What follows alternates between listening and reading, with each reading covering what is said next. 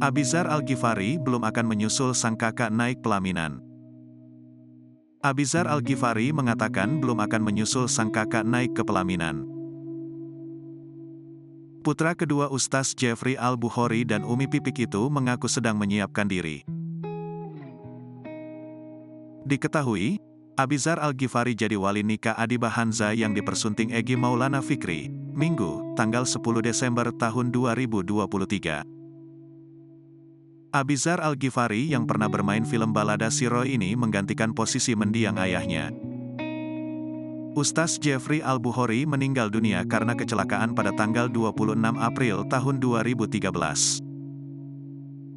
Sebelum menikah, Abizar Al-Ghifari ingin menyiapkan dirinya untuk hidup berpasangan. Nanti akan datang momen saat hati gue sudah siap menikah, kata Abizar Al-Ghifari di sela akad nikah Adiba Hanza dan Egy Maulana Fikri di Half Pati Unus, Kebayoran Baru, Jakarta Selatan, Minggu sore.